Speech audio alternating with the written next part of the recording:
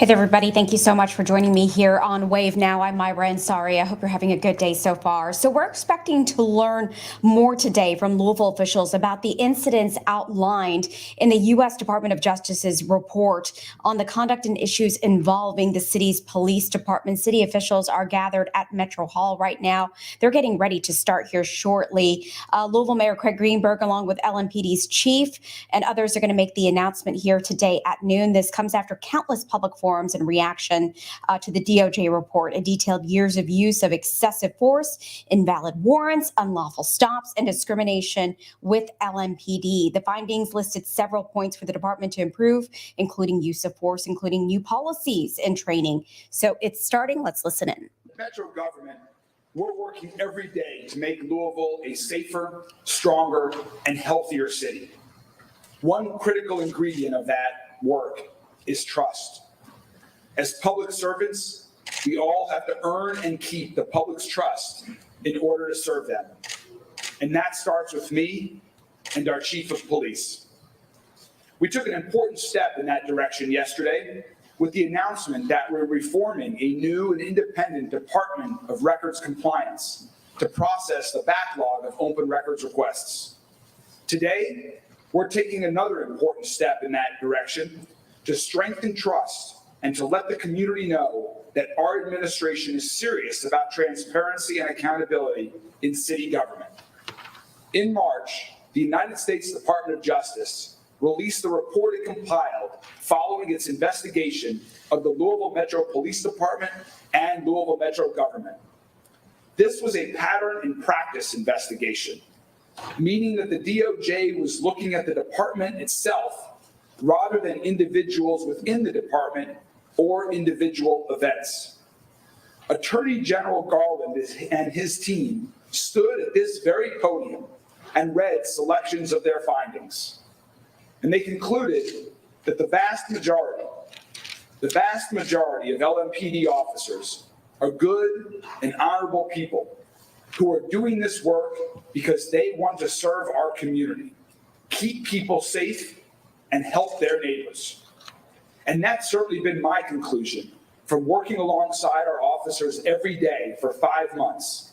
I thank the men and women of LMPD for their dedicated service. In their report, the DOJ did, however, identify specific incidents of misconduct where someone failed to meet their professional standards, or when LMPD itself, whether through written or unwritten means, created an environment that led to unacceptable outcomes. These incidents took place during the period of time that the DOJ looked at, which was primarily between 2016 and 2021, before Chief Gwynne Villaroel and I assumed our current roles. The DOJ report did not identify who was involved in these incidents because, again, that was not their focus. They were focused on the department and Metro government as a whole. And in their report, they made a series of recommendations for reform and improvement, a number of which we are already in the process of implementing, with more on the way. But in hearing those accounts of certain individual officers, I had questions, the chief had questions, and the community had questions. Understandable questions like, what was the full story of these incidents? Were they investigated? Was appropriate disciplinary action taken? And what needs to happen now? So the chief, my team, and I asked the Department of Justice to give us more information so we could understand what happened in our city with our officers and determine what we need to do to continue building trust with the people of Louisville. We need to know so we can continue to reform and improve LMPD. And the public has a right to know. There are 62 incidents referenced in the DOJ report that took place between 2016 and 2021. And that in their assessment, they could provide without compromising their investigation and the confidentiality of their witnesses. From the information provided by the DOJ, we have reconstructed what we can about the incidents mentioned in the report and the LMPD personnel who were present at the scene at some time during these incidents. We are releasing that list of referenced incidents today, and it will include links to relevant documentation. It will be available on the LMPD website. We also sought the advice of the Jefferson County Attorney's Office to determine what action might still be taken at this point in time. We can divide the 62 incidents into 3 basic categories. The first is incidents that were already reviewed and formally adjudicated. About half of the incidents, 29 out of 62, were investigated at the time by the LMPD's Professional Standards Unit, or PSU. And then a disciplinary determination was made by the police chief at that time, whether that was Chief Conrad, Schroeder, Gentry, or Shields. The county attorney has advised us that as a matter of law, these cases are closed and cannot be reopened or revisited. The second category is incidents that were reviewed but not formally investigated. These incidents received an administrative review, also known as a blue team review, but they were not formally investigated by the PSU. And these incidents can legally be reviewed again, and they will.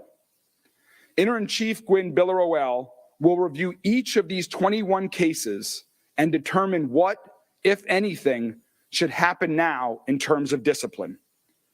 And the third and final category is incidents that received no review at all for whatever reason.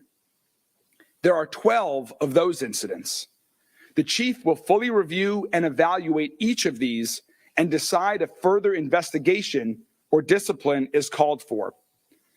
And let's be clear that just as we require officers to respect the constitutional right of residents, our officers have those same rights as well as specific provisions of state law and their collective bargaining agreement. And those laws and agreements have to be honored and will be honored. It's also worth noting that, as we all know, LMPD has seen a lot of turnover in recent years, and some of these incidents took place many years ago. Not all of the officers identified in these incident reports still work for LMPD. It's also very important to recognize that just because particular officers are listed as being at the scene when an incident of possible misconduct took place, it doesn't mean that every officer was involved or even fully aware of what was happening at the scene.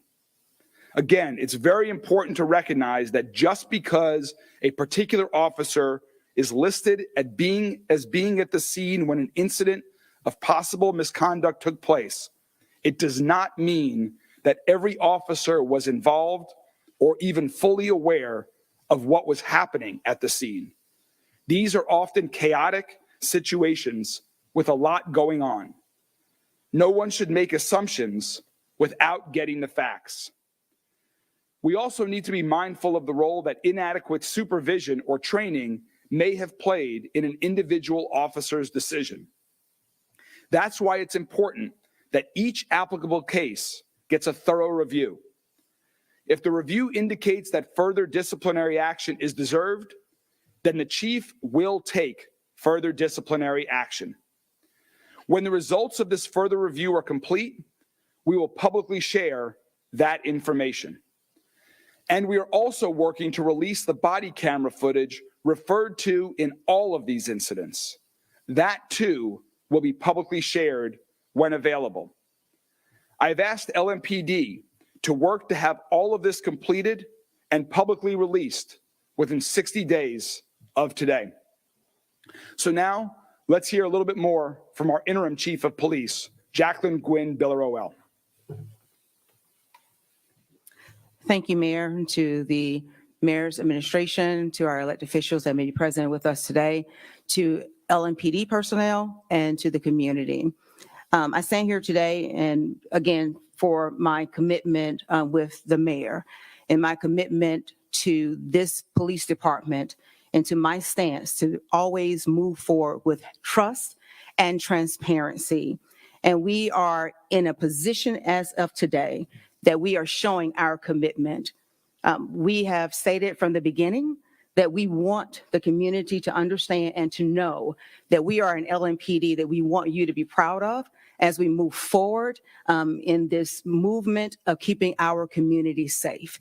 And with that transparency, I will present to you Major Emily McKinley. She's actually going to walk you through step by step on how to receive the information in which we are talking about today. We want to present that with clarity. We want to make sure that you have the tools needed in order for you to make your truly understand and be truly informed as to the information that we are loading onto our website. So at this time, Major McKinley will now present to you how to find that information for yourselves. Thank you. Thank you, Chief. Again, my name is Emily McKinley. It's Emilymckinley. I'm the major of the Administrative Services Division for LMPD. And again, just to provide additional information and facts regarding the incidents referenced in the Department of Justice findings report, we've created a spreadsheet of the incidents with links to supporting documentations on our website. And I'm going to walk you all through how to find those links and how to understand those links. So first, if you go to our first slide.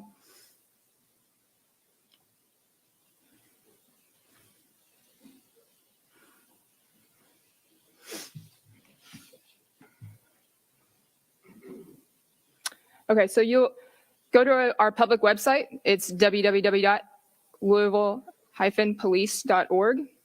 And at the top, you'll see it says LMPD Transparency. If you hover over that, under that, you'll see a link that says Department of Justice Community Resources. And if you click on that, go to the next slide, you'll see this page. Over on the black column here to the left, you'll see a link that says information referencing the DOJ's findings report. And then you'll click on that. It'll take you to this page. This is a statement that just gives a general synopsis of the findings report and the release, the history of that, and how we received the information from the DOJ. And then it goes into the chief's plan that she discussed on how she's going to review the incidents and provide more information later. If you scroll down and go to the next slide, we've organized a spreadsheet of each incident right here. So if you look at the first column, I'm going to explain each column and what they mean.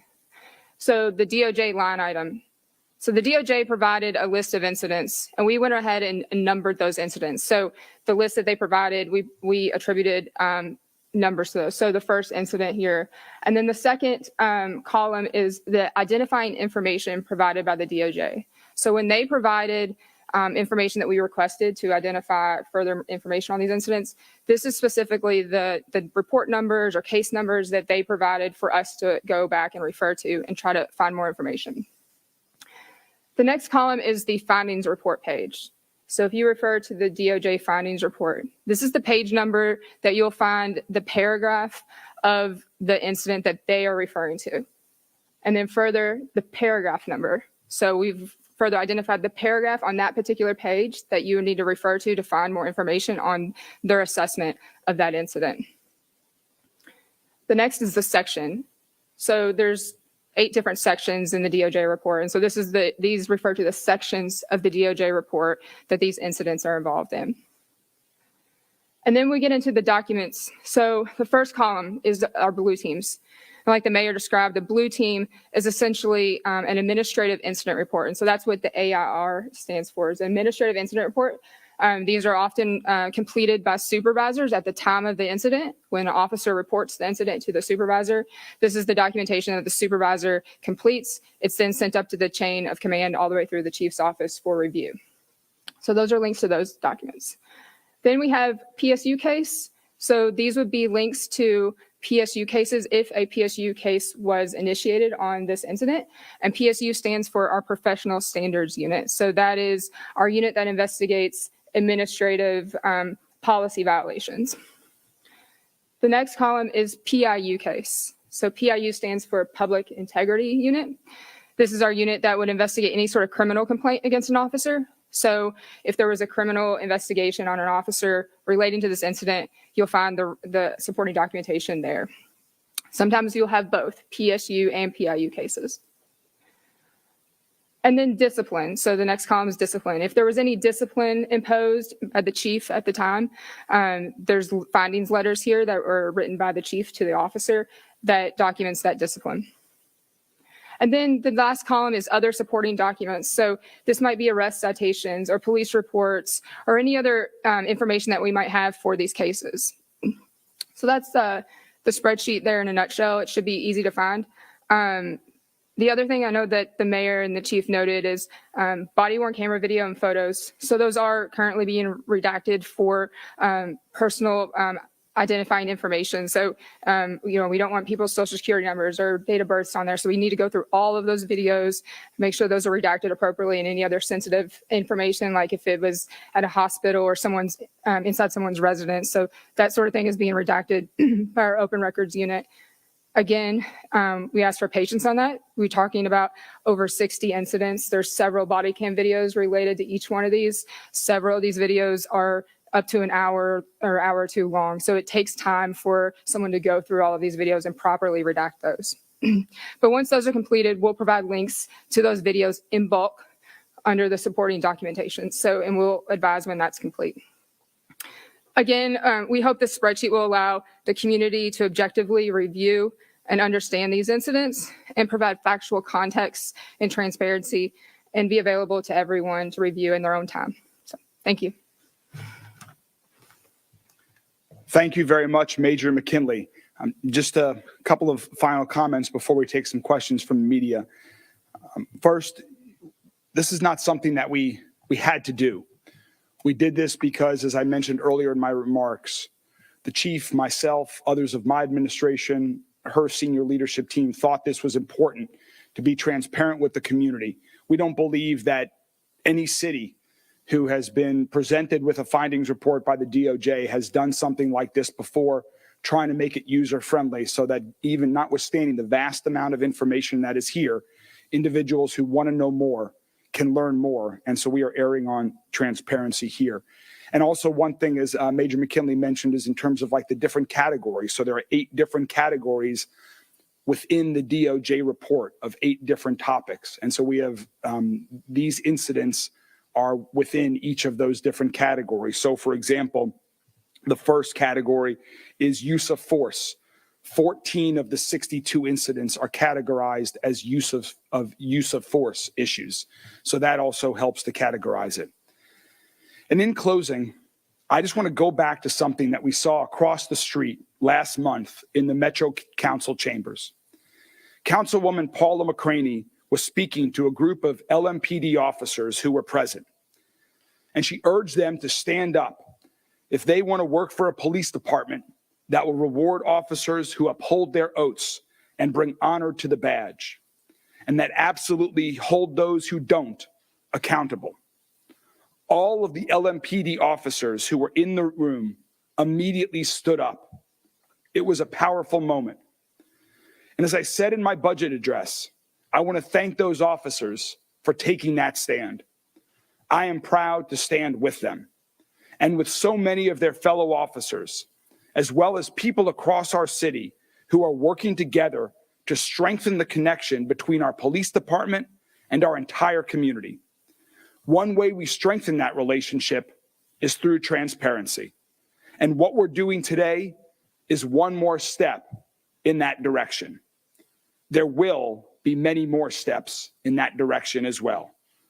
My budget proposal includes more investments and reforms that will help us make additional progress. And to everyone who is focused on this important issue, I invite you to join us in working towards our ultimate goal to make LMPD the most trained, trusted, and transparent police department in America. Thank you very much, and we'll be happy to take a few questions from the media at this time. Hold on. Question for either you or Chief. Could you talk about, actually two-part question. What would you say to people who feel like this release of documents isn't enough? And my second question, could you talk about what you hope physically, tangibly comes from this release of documents and this of So we are hopeful that by being transparent, it will be one more step in the right direction towards additional transparency, not just with LMPD, but with all of city government. And through that transparency, even if there is information in here that none of us wish had happened, that helps strengthen trust. We need more trust between our entire community and LMPD. And so that's why we're taking the step in this direction. Roberto? I'm not seeing anything in the press release or on the screen regarding how many officers conduct was described in the report are still employed by LMPD. That was something that Metro Council asked your administrative for and the public has asked for. How can they find that information? Well, again, as I mentioned here, the officers who were at the scene of the incidents that are referred to in these 62 incidents is contained within this information. And different officers play different roles in each incident. And that's why I made the comment about it being important to not draw conclusions without understanding everything that happened. We will release body cam footage that will have more information. Once, as you heard Major McKinley say, that is redacted. And we will also, when we provide the findings and whether additional action will be taken, that will be yet even more information once that review is complete within the next 60 days. Well, all of the names of the individuals who were at the scenes, all of that is contained in this information. I do not know if their employment status is. Again, I'll reiterate what the mayor has indicated. So when we come back before you within the next 60 days, all of that information at that time will be revealed to you. And so then you will have that comprehensive data and information as to what my findings yielded, what is the path forward, and the information on the employment status of the personnel. Did you all have a conversation about the police bill of rights? Was there any concern that this disclosure of information might violate Section 60 and we kind of talk about that? We believe this is all, consistent and permitted. Our challenge was that we didn't know every incident that was being referred to based on reading the DOJ report. Some of them we had a good indication based on the facts that were provided, others that weren't. This is information that we believe is public information that has the right to be disclosed at this time. Certain private information like dates of birth and social security numbers or things like that, as Major McKinley mentioned, have been redacted. You're confident it won't complicate any potential disciplinary or criminal charges down the line under the police bill of rights? We do not believe it will. Josh. When you say some of these little speech incidents that can't be adjudicated again, that will include misconduct and unconstitutional policing, and the officers are still on the force, I mean, people might have concerns. What would you say on this We understand that there will be people who do have that concern. It's important that we follow the law. We want to be transparent, but we also need to follow the law. We're asking all of our officers to follow the law. We're asking our citizens to follow the law. And so we do too. And given the stage that we're at with the passage of time and what previous administrations and leaders have made, we are forced to live with some decisions that were formally adjudicated in the past based on the legal advice that we have been provided. Will those officers be spoken to if they were, for example, if they thought their actions were justified and constitutional, will they receive Can counsel? you talk about that? What the chief has. See, within all of the investigations, we're going to be looking at policy. What was the policy at that time? What was the training at that time? In order to see where we are, what adjustments that need to be made. Because again, we want to follow best practices and we want to be that national model that other agencies are looking to. So again, all of that will play a role in all of the review that we're going to undertake in this investigation. Now, what changes would you want to make in the law that is preventing you from further investigating those cases that are closed? That's the first question. And secondly, what about the judges? The 6 judges that signed the preponderance of warrants, are those going to be in this report as well? We've been focused on the areas within our administration's control. And so that is LMPD. And that's why we're releasing all of this information today. I certainly encourage the judiciary to take similar approach towards transparency and addressing the issues that were raised with respect to the judiciary in the DOJ report as well. But we're focused on our administration. Okay, first question is, what is the administration going to do to change the law that would allow those closed cases to be investigated? We are not currently doing anything to seek to change the law in respect to this. Our focus is on moving forward on constant reform and improvement, not just of policies, but also of training, of ensuring that we have the right leadership at LMPD at all levels as we move forward, focused on recruiting officers, on the right training that they get, the right leadership throughout the entire, not just LMPD, but all of Metro government. The state law that we're going to be focused on changing is state law that we need help with to reduce the amount of gun violence on our streets. We all know that police cannot alone lead us to public safety, the level of public safety that we want. And so our focus in changing state law is going to be changing laws that'll help us reduce the amount of gun violence on our streets. Mayor, when the chief goes back and looks at the incidents that can be reviewed, is there a concern that you've just started working with the DOJ to update LMPD policies, and thus, when she goes back and looks at did they violate an LMPD policy, that policy still might be unconstitutional or still might not be a best practice when she's reviewing them? So we already have, the chief and her team have already begun to look at LMPD policies and certainly make improvements and updates on LMPD policies. So we will continue to do that. I'm not sure I followed the exact question. I'm saying, are the LMPD policies ready to go back and reevaluate these cases, or do we need to update the policies before this 60-day period begins? We will constantly update policies, but the review is based on what the policy was at the time of the incident, which I know may not be satisfactory to everyone, but that is the way that the review, what was the law, what was the policy at the time the incident happened. As learnings come from that, we will certainly continue to make improvements. This is going to be a forever process, not just for LMPD, but for all of Metro government. Did the administration specifically want this information out before making negotiations with the consent decree so that it can inform the decision? No, the separate parallel tracks. We wanted to get this information out as soon as we could. We had to ask the DOJ for this information. Again, I don't believe this has happened before in response to a DOJ findings report. We got the information, as you can tell from the information on the website that Major McKinley put together. It took a lot of time to then go through all of LMPD's data, to organize that data, to put together that website so that it would be more user-friendly for individuals that wanted to know the information. And so that brought us to today. But we do not control the timing of the consent decree negotiations. So we have not yet seen a first draft from the Department of Justice of the consent decree. We are still waiting for that first draft from them, and then negotiations will begin once we receive that. And just follow up, is this to show good faith, though, an extent to show that you're, creating a culture to the DOJ before those negotiations even begin? My hope is that the DOJ has seen, ever since I received the first call as mayor from senior leadership at the United States Department of Justice, and said, we are prepared to cooperate.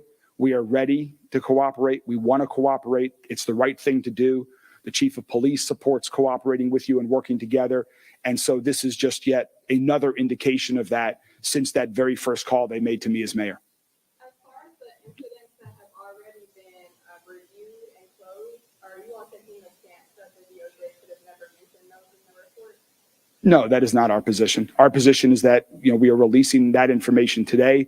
It's just because of the way that the law is, or the collective bargaining agreements are, that we are unable to take further action, but we are disclosing all that information in the interest of transparency. A question about public expectation. All of these incidents made the DOJ report for a reason. What are your expectations for future disciplinary action and future possible criminal investigation as a result of the review? Can you restate that question? What are your expectations for the possibility of future, With incidents that have happened since 2021? of the review that's being conducted after the review is done? What are your expectations? Are you expecting more disciplinary actions to be taken So again, I hope this is all completed within the next 60 days. That is our goal. And the chief and I will be back up here to report on what that review, the results of that review, and what disciplinary action is being taken with respect to what individual incidents at that time. And so we'll have an answer for that question. If I understand it correctly, we'll have an answer for that question following the chief's review of these incidents. But again, all of these incidents made the DOJ report for a reason because they're serious. These are all serious incidents that occurred. Do you expect there to be more disciplinary action as a result of the review and more criminal investigation as a result of the review? I think it's premature to say that. My guess is that there will be some more disciplinary action. I'm not speculating on any criminal action at this time, but again, I think we need to go through and review that and go review each incident to give it the attention that it deserves. Thank you all very much. Mayor, if there is no consequence for the police officers who were involved in these particular incidents, will the consequent protest charges at that time, supposed against this law? Yeah, I'm saying like if someone received in this incident, outlining it in most of the case today, considered protest charges that were incurred.